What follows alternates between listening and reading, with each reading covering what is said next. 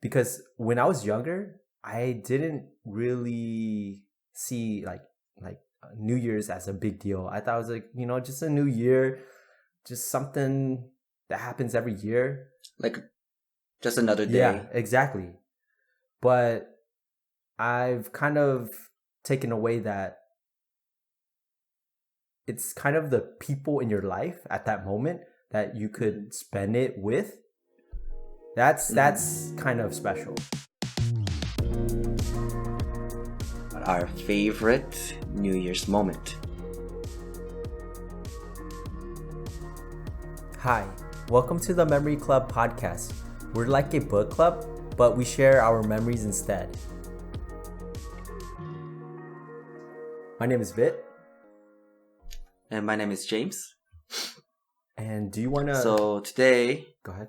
Yeah, I'll introduce. So for today's TMI, we're gonna talk about our favorite fruit. So what is your favorite fruit, Viet? My favorite fruit... one that I eat a lot is gala apples. I can down those. I can down those a lot. Is gala apples are they the ones that are like really small? They're kind of small. They're not like the big ones. They're kind of small. But you know what I used to love? They're like, I used to love the Granny Smith apples, like the super sour ones, and I eat it with like a little like chili and like salt. Dude, that used to be bomb. Chili and salt. I can't eat that salt. anymore. Like I feel like as we get older, our like taste buds like go away from a little bit of sourness. But when I was a kid, I agree. I ate that a lot. You know, one thing I never understood is when people put like things on their fruits. So like what is that called when people put that spice on like a watermelon or like melons? Oh my gosh, you haven't tried that? It's so good. No, I've tried it, but then the thing is I don't like it. All right, next time you come over, I just like the fruit itself. No, next time you come over, I'm gonna show you. I'm gonna show you how it's done. Like, okay, all right. I'm pretty sure I will I'll give it a try. There's this thing that we eat with watermelon. Like we put like these dried prunes in watermelon, and it's so good. It's like the salty and of the dried prunes and the watermelon, and it's like so good. Like I don't know, it's just like so savory. But next time I'll watch. But don't you eat fruits to be sweet, not like savory or like salty? It's how you're feeling, right?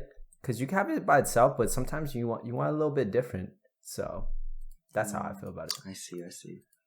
What about you? Well, my favorite fruit is Manila mangoes. So they're actually these yellow mangoes that I think they originate from Philippines, and they're like the sweetest and the juiciest fruits that I've ever tried. And honestly, I can eat hella in one sitting, but they're also really expensive. So I've only eaten them when I was in Korea, when my uncle would bring them home, and like he would bring a box of them home, and I would eat them. But they're super good. Wait, do they have it here or?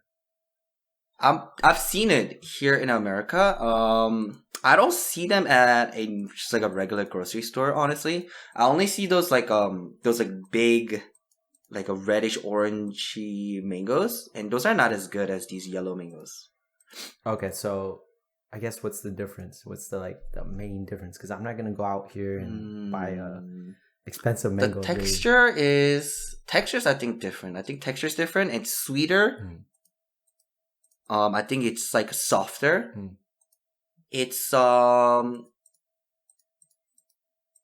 it's a little bit stringy at times, but it's still very like it's very soft. It's soft like a cream almost like,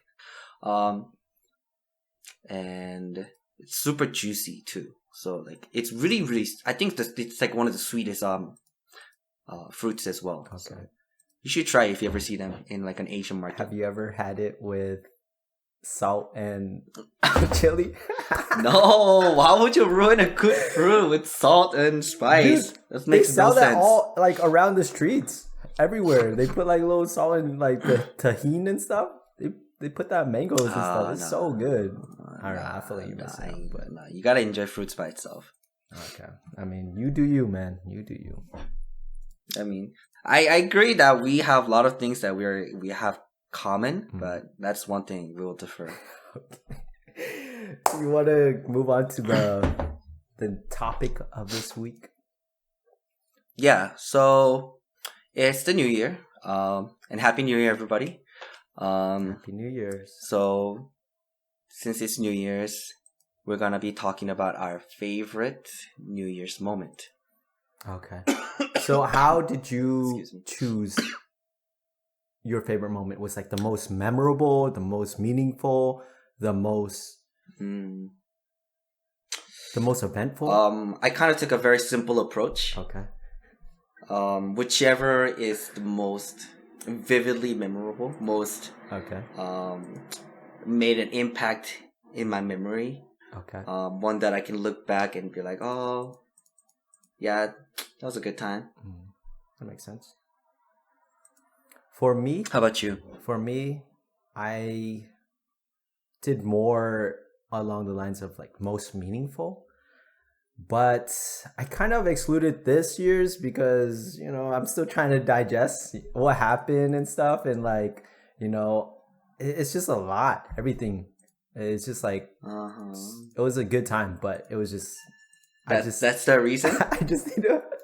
I just need to digest what's happening, like what's like everything that like happened and, just like digest it. And I think, because I made like a little compilation video. I think making that and kind of looking at the clips helped me digest it a little bit, but I still need to process it a little bit more. And that's why I took it off the table. You're saying you're going to be talking about your second favorite New Year's moment? Maybe in the future or something, but... No, I'm just kidding. I'm just kidding. All right. Okay. I'll go first then. I'll go first and talk about my favorite New Year's. Okay. So my favorite New Year's is actually 2019 New Year's. Okay. This is a year that I was really into raving, and I was going to a whole bunch of raves, and I was gonna end the year with a bang by going to Countdown in SoCal. And I was going with some of my friends, right? That I normally go to raves with. But I also invited this one girl that I met at a rave.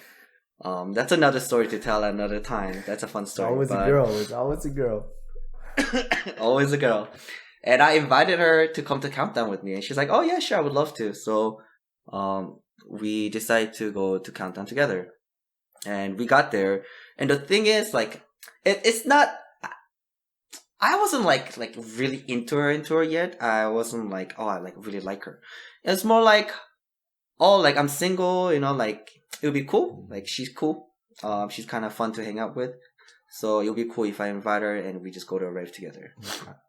So we went, and I remember the first few sets, because she and I went ahead of my friends, so it was just us two.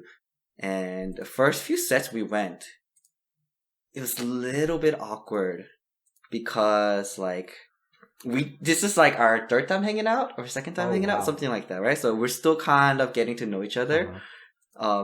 So like it was a little bit awkward, and there was this like a moment where when you're at a rave, right?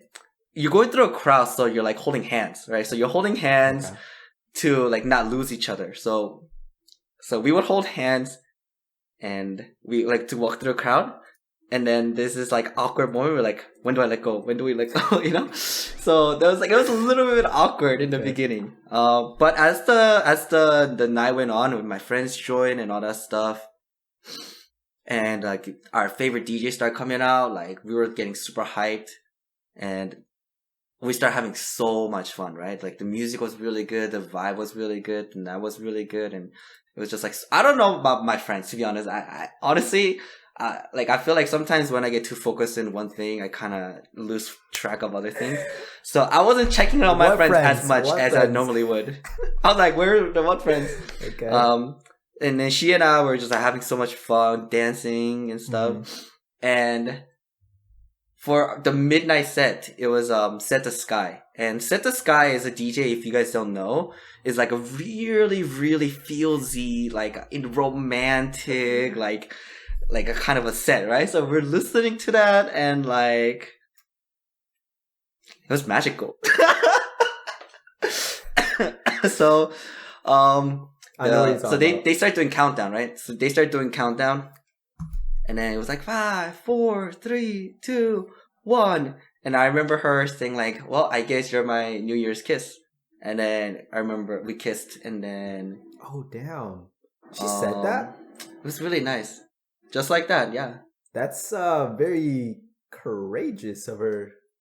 Cause I guess Actually, yeah, it was my first time having a girl initiate. make the move first, Yeah. or say initiate first. Actually, so I was actually thinking in my head, I was like, okay, how should I approach it? How should I say this? I was actually thinking, and I couldn't think of one yet, but then she's the one who said it first. So I was just like, all right, shit, all right. So, and you know, that was really nice, and of course, and then I said Happy New Year's to my friends and all that stuff, and it was fun. But I remember just like it was so much fun, and like that was, I think, my first ever New Year's kiss too. And Oh really? even though I came into the rave, like I'm like, yeah, she's okay. I was like, dude, actually, she's a catch. What? Okay. Wait, so what made her a catch? What changed your perspective from oh, she's okay into, you know, oh, I'm really feeling this I girl. think what it is, I think this is something that people actually talk about when you plan a first date as well, is that, you know how they say, like, or I've read this, but they say when you go on a first date, right? It's best if you were to do something like active, something fun, where you're like doing something like actively, so that when you're having fun, this person associates having that fun with this person. So I think it was like that, where I'm just like having so much fun, and I'm just like so happy of the moment.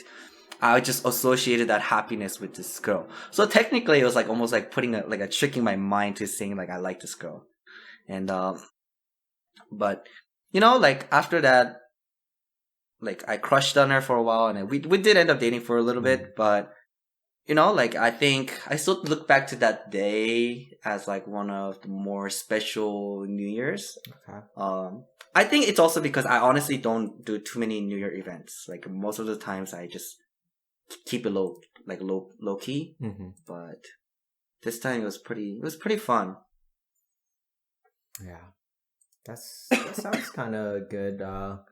Like experience wise, I think that's always a good time to, you know, just like spend the countdown with someone.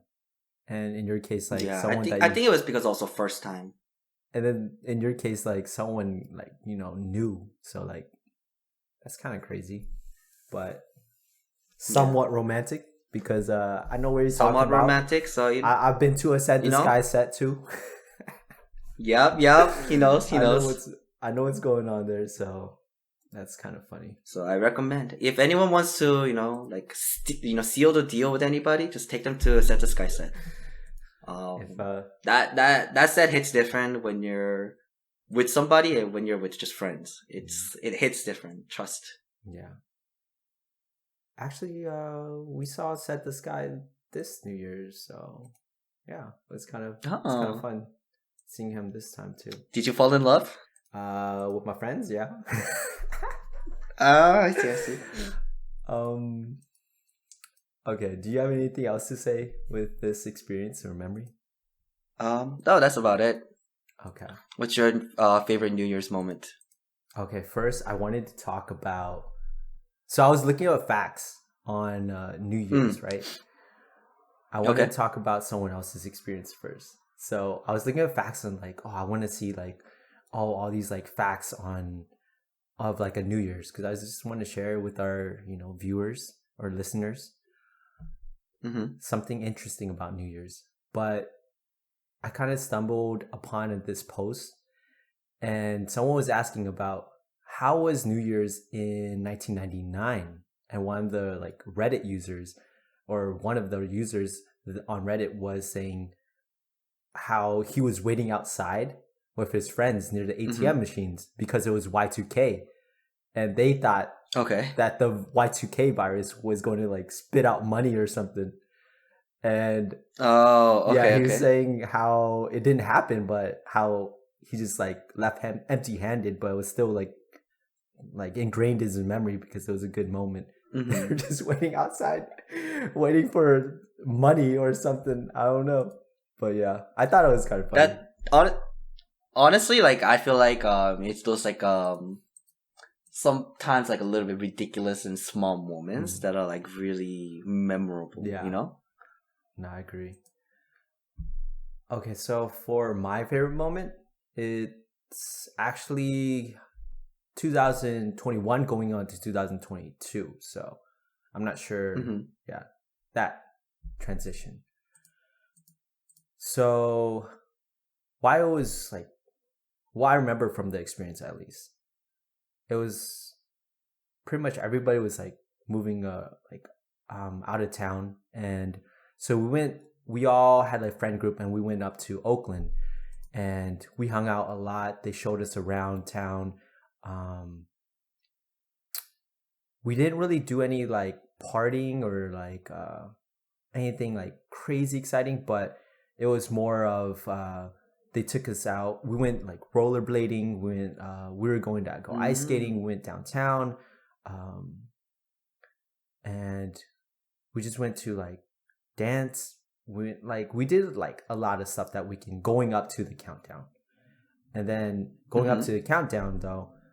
We before the countdown, then like that morning of, we played like board games, video games. So it was more of like a catch up, like a overdue hangout, pretty much. And Right. I felt like it was really nice because I haven't seen them in a while since everybody moved out of town. And I had to get my Super Smash in there. I had to get some video game time, board games, because our group is very big in board games. So we did a little bit of that. It's just like those little things. And during the countdown, we had like Korean barbecue, things like that. And yeah, we had like old friends, new friends. And yeah, it was a really meaningful New Year's for me. And I guess why I took away from this experience was more because when I was younger, I didn't really see like New Year's as a big deal. I thought it was like, just a new year, just something that happens every year. Like just another day. Yeah, exactly. But I've kind of taken away that it's kind of the people in your life at that moment that you could spend it with. That's kind of special because not everyone's going to be able to do that. Like as we get older, I feel like it's going to be maybe a smaller New Year's. Like, we're not going to have these big New Year's every single year, and your circle is going to be changing. And Yep. So I think New Year's nowadays is kind of a big deal because especially you have new friends, new like old friends. It's just whoever's around in that time, you're sharing that countdown with them. And I think that's kind of magical because it's unique every year. Every year's might be different. So I don't know. What's your take on it? I remember I remember that event when our friend groups, right? Like our main friend group. This was a year I think where everybody moved out of our hometown. Yeah. I think that was a year. Like everybody moved out and it almost seemed like a transition period for everyone to just kind of move on to like other things in life. Yeah. Not to say like move on from the friendship, but like you got like where we're living, like Bakersfield is kind of like dead end, That's the vibe I get, honestly, like for our age at least. And when everybody moved out, there was like this sense of like, damn, like we're really not gonna be able to just see each other like whenever we want to. right? And everybody's gonna be busy, and we're gonna have to align holidays together. So everybody was very emotional. I remember, Yeah. and I was really sad that I couldn't make it. Actually, I forget exactly why, but I remember I had something going on and I couldn't make it, and I remember being somewhat sentimental as well because I couldn't make it. Oh, yeah. When everybody was having a good time. Yeah, it's always tough when you can't make certain events, you know. Yeah. But I mean, it's fine. If you had a solid reason, I feel like that's fine. But you know what? I was also another fun memory from that night was that you guys streamed the party at the night that day. Okay. And I won't name who, but somebody because they were on stream, like on Discord, right? Because we use Discord a lot to we use Discord a lot to kind of like stream and just talk to each other. Keep going, though. And he's like, someone just out of nowhere flashes their butt on camera. They mooned you. They mooned you. Yeah, they mooned me, and I was just like, what the? And it was like there was no build up to it. He just like, hey, whoop. I was like, what? Yeah. Oh, that was really funny. That was really. That was really crazy, I guess, that he did that because that was a crazy night. Yeah, it was a crazy night.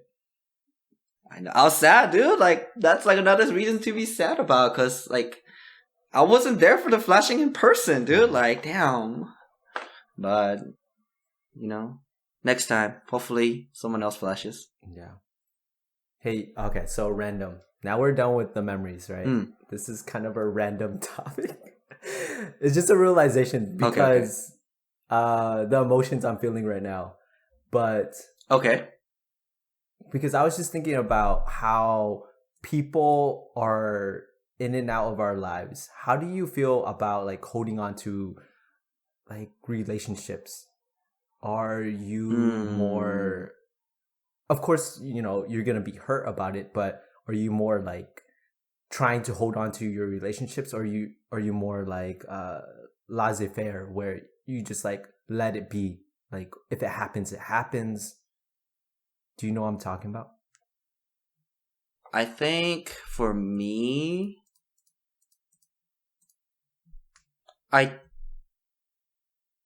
think I don't necessarily try to hold on if the person doesn't want to hold on. But I'm definitely the type to try to solve any kind of conflict or issue that is there. So if someone is like doesn't like me because of this and this, I'm gonna try to resolve it by talking to them about like, oh, like why do you feel that way? If you feel that way, then I'll try to do my best to fix that. But if someone just doesn't want to be part of my life, and I think it kind of goes like this a lot of the times, people usually just get too busy with their life, I think. Or they have other things going on. And nobody is just like, I think it's like, I'm just leaving because I just feel like leaving. You know, I think a lot of people just have a reason. And for me, it's more like, like, you know, you come in and out of my life. That's completely fine. You can come back if you ever feel like you want a friend, you know? Yeah, because the reason why I bring this up is I'm just thinking, because when we brought up this topic, I was looking back on all the New Year's, and I was just looking at like all the different faces in each New Year.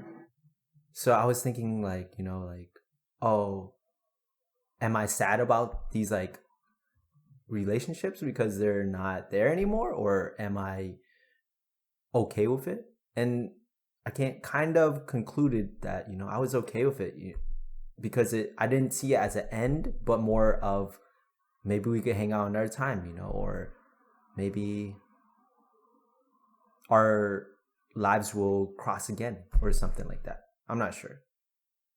Yeah, I agree. Like if people are just kind of moving on with their lives, I think it's it is what it is. Mm-hmm. But okay, now that we're on topic of like people in and out Mm-hmm. and those kind of things, Yeah. how do you feel about people who are in and out of your friendship in dating? So whenever they get a boyfriend or girlfriend, they're like disappear on you, but when they break up and they come back. It's funny because I feel like a lot of I'm not gonna say any names, but some of my friends do that. So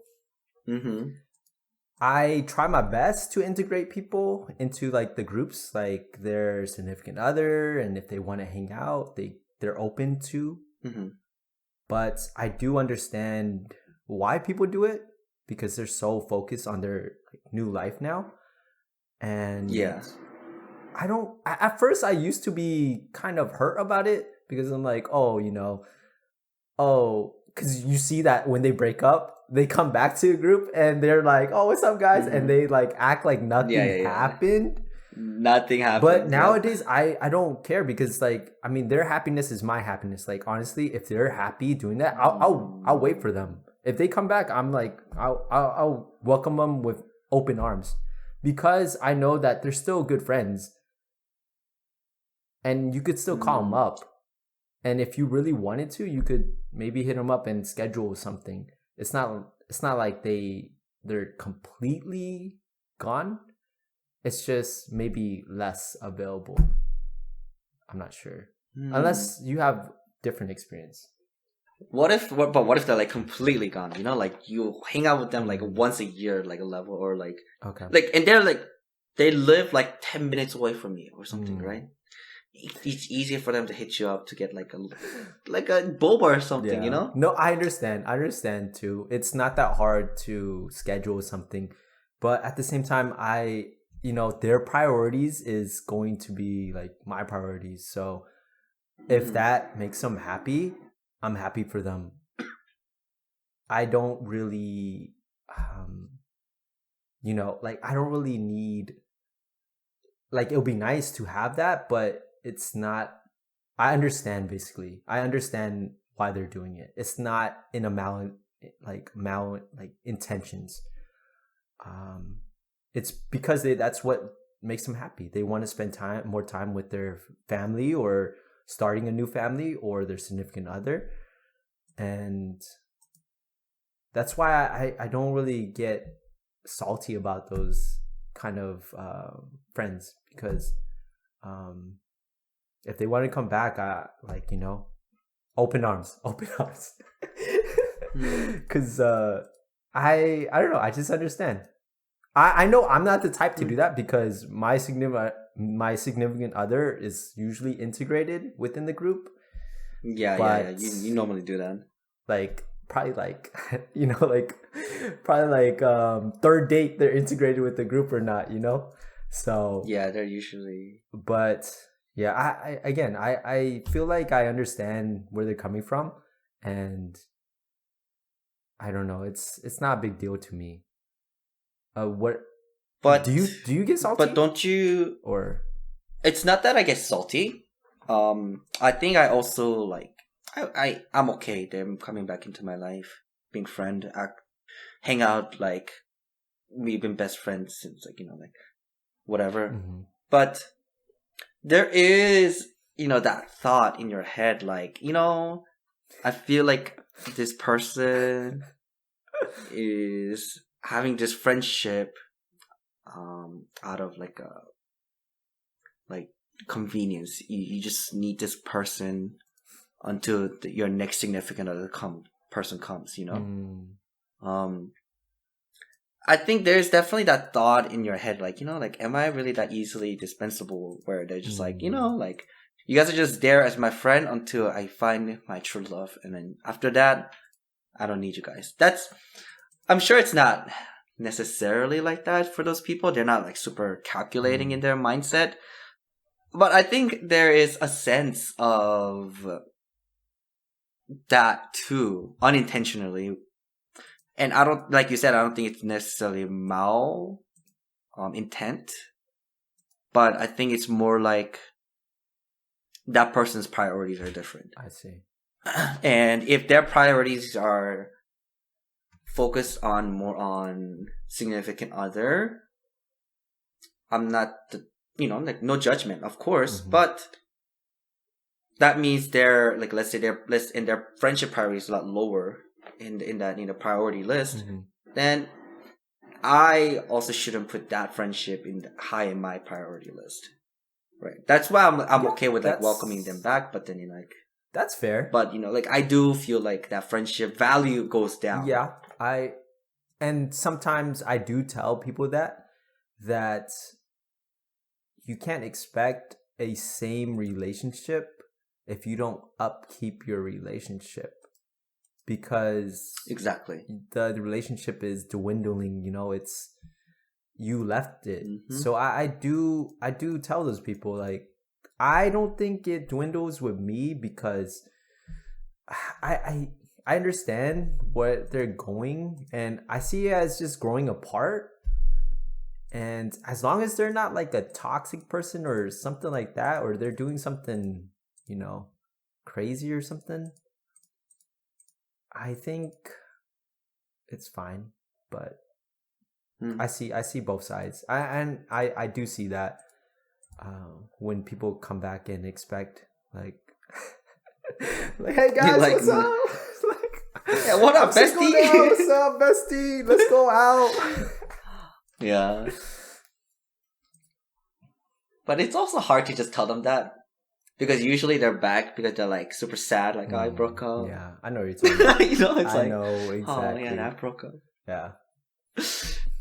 So, man, we kind of got off topic a lot today. Yeah, it was started off the New Year's. It's kind of fun, but I feel like it's relevant because you always have new people in your life, and I think that's relevant. Yeah. All right. So, anything else you want to add? I'm good. All right. So, thank you for listening to our podcast. Yeah. We're the Memory Club podcast. My name is James. And my name is Viet. We're like a book club, but we share memories. Thank you for listening. Peace. Peace. Our intro music was produced by Nightwave.